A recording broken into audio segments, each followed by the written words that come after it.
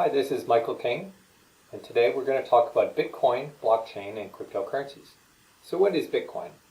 Bitcoin was the world's first decentralized digital currency introduced in 2009 by an anonymous programmer called Satoshi Nakamoto. Unlike other forms of fiat currency or paper money, Bitcoin is not backed by a central bank or controlled by a government. It is a means of payment that is digital and can be exchanged over a peer-to-peer network of computers. Satoshi Nakamoto is the author of the 9-page working paper that was published in 2008 that worked out the problem of how to create a digital currency and to solve a problem called the double spend problem. The double spend problem is the idea that when someone sends you money, you don't know if they've sent it to other people at the same time. Satoshi came up with a way to solve this problem using something called hashing, which is a way to verify a transaction using a timestamp and to record ownership in what is going to be called a blockchain. So, Bitcoin is actually backed by 5 technologies. The blockchain is a form of digital electronic ledger that records all the transactions that happen in Bitcoin. It is append-only, permissionless, and transparent, and you can think of the blocks as individual pages of transactions. These pages are secured using an algorithm called cryptographic hashing, which is a way to store the data in a way that it cannot be altered. This information is all exchanged with multiple copies of the blockchain recorded on different computers connected over the peer-to-peer network. Each of the transactions in Bitcoin is signed using a digital signature, and there is a computer script that is very basic called the Bitcoin script for programming all of these transactions. So what is the blockchain? The blockchain is the technology that's used to record ownership of Bitcoin in a way such that it is not controlled by an individual party and it can be trusted by everyone. We say that it is a shared, trusted public ledger. The blockchain effectively records transactions where one individual transfers ownership of Bitcoin to another individual. You can think of the blocks as a page of individual transactions of Bitcoin. These pages are held together using a hash that connects transactions that happen all around the world. So to review, Bitcoin and blockchain are not the same thing.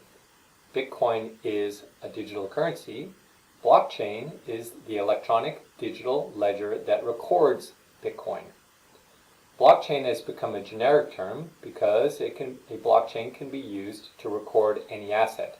So we refer to the Bitcoin blockchain when referring to the record of transactions in this cryptocurrency. For purists, Bitcoin with a capital B refers to the distributed ledger, and Bitcoin with a lowercase b refers to the digital cryptocurrency. So what is hashing? Well, hashing is a statistical method or mathematical method for securing data or for converting data of any size to a string of a fixed number of bits. It is a one-way function, meaning that it cannot be decrypted or inverted. There are many different secure hash algorithms that are available, and Satoshi chose to use the secure hash algorithm 256 or the SHA-256, which converts all information into a fixed 256-bit or 32-byte hexadecimal representation. So what is a hash? Well, if we were to put the word UVIC and run it through a hash calculator, we get this 256-bit or 32-byte representation using the letters A through F and the numbers 0 through 9. If we were to alter this text in any way, such as lowering the case of the first letter, we would get a totally different hash representation. As we add text, again, we would be creating a different hash. Each hash is unique and does not reflect other hashes. Notice that in this final hash, or this fourth hash, we got the leading 0. The probability of getting a 0 is 1 in 16. When you have 2 zeros at the start of a hash, the probability is 1 out of 16 squared. To get 3 zeros would be 1/16 cubed. This explains the difficulty of getting multiple zeros. This is the puzzle that Satoshi has used for mining. The consensus mechanism for verifying transactions is called proof of work. It is a computer algorithm where different computers on the Bitcoin network, called miners, search for a number called the nonce, which, when combined with a block of transactions and hashed, generates a hash that meets a certain difficulty index. The computer code for the Bitcoin network adjusts the difficulty of finding a hash such that a block is verified every 9 to 10 minutes. If you were to look inside a block, such as these two blocks, you would find the number of the block, the previous hash for a block that happened before, a timestamp for when this block was actually solved, and a list of all the transactions with the sender, the recipient, and the amount of Bitcoins. All of this information is then put into the new hash. As you can see, it has a leading number of zeros, and this hash then becomes the first entry in the next block. So in summary, Bitcoin is a decentralized currency that was developed to allow people to send money electronically to each other for a small fee. The blockchain is a distributed ledger that records ownership of Bitcoin secured using a process called hashing. Proof of work is the way that transactions are verified, where miners race to solve a hash such that a block is verified every 9 to 10 minutes. The reward for finding the hash and verifying a block is currently 12.5 Bitcoins, with this reward halved every 4 years. Ultimately, the total number of Bitcoins that will be created is 21 million. After that, miners will only be rewarded by receiving fees for processing transactions. Blockchain has become a generic term to refer to a distributed ledger that is secured using cryptography. A ledger is simply a database recording ownership of an asset. They used to be physical, such as a paper, but with the advent of computers, they became digital. The word distributed means that multiple identical copies of the ledger are held in different locations over a computer network. These ledgers are updated and synchronized using software called distributed ledger technology. Blockchains can record any type of asset. The first use cases were cryptocurrencies such as Bitcoin, although a blockchain can be used to record real estate, diamond, gold, or any other type of security or physical asset. Some of the use cases for blockchain in the financial sector were to record the value of gold, diamonds, to record shares, to track interbank payments or remittances, and also to be used for syndicated loans and other assets.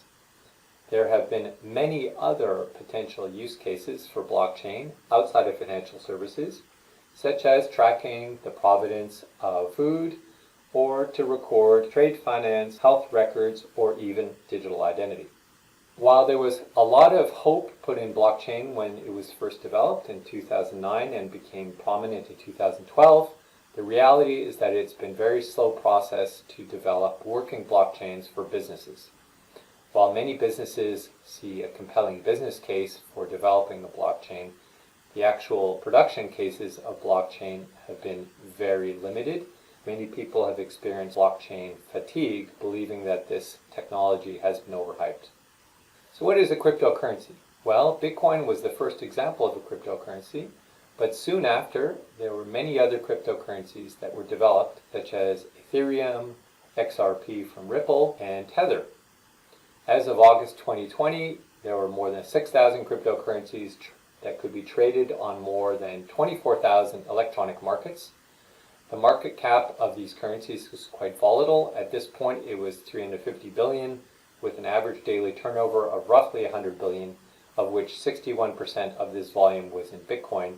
At this point, Bitcoin had a value of $11,500 US, but it has swung in value from as low as $1 to as high as 20,000 US.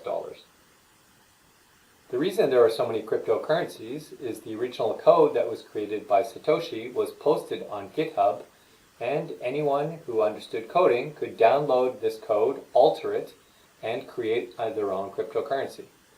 By posting a white paper online and holding an online auction, people were able to sell these currencies through what is called an initial coin offering, which is analogous to an initial public offering of a stock.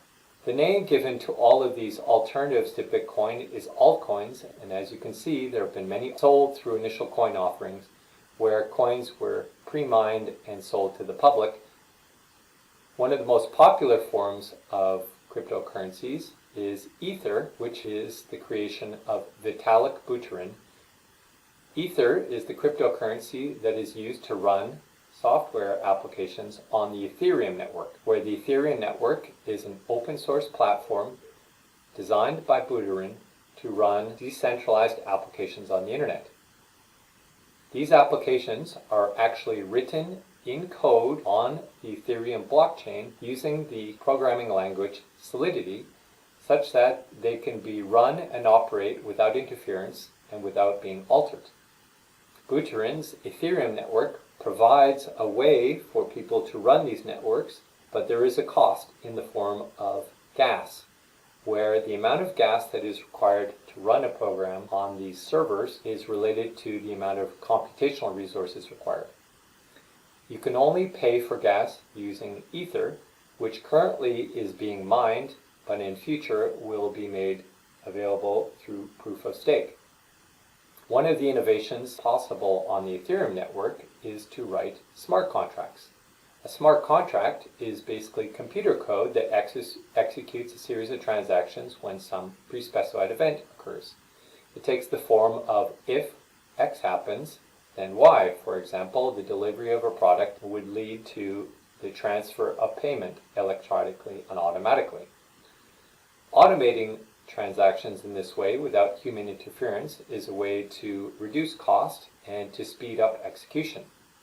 Smart contracts are one example of a distributed application that can be run online, but there are many different ways that you can program a smart contract and encode it on the Ethereum blockchain. Many different cryptocurrencies have been created and sold through initial coin offering, where Ether was the first. As you can see here, between 2014 and middle of 2018, there were 860 ICOs raising over $20 billion online. These ICOs exploded in late 2017 and 2018, leading many regulators to speak out or ban the sale of these digital offerings, which were unregulated and in many cases proved to be frauds. ICOs were sold in the form of digital tokens using a standard smart contract created on the Ethereum network called the ERC20 token standard. There are three different types of tokens. Payment tokens are used for making payments, such as cryptocurrencies. Service tokens can be used to pay for some service, such as Ether to pay for gas on the Ethereum network. And security tokens are a digital representation of an equity, a debt, perhaps a royalty, or some other claim to cash flows from an underlying asset. The latest invention in the world of cryptocurrencies is the stablecoin, which is a cryptocurrency that is backed by either fiat currencies such as the US dollar, commodities such as gold, or a basket of cryptocurrencies. Stablecoins were created to try and promote more digital transactions by providing a store value and a medium of exchange that did not experience the same volatility of price that was experienced with many cryptocurrencies. Examples of cryptocurrencies are Tether, US dollar coin, and Facebook's Libra. That's it. Much more to explore, but we'll stop there. Thank you for your time.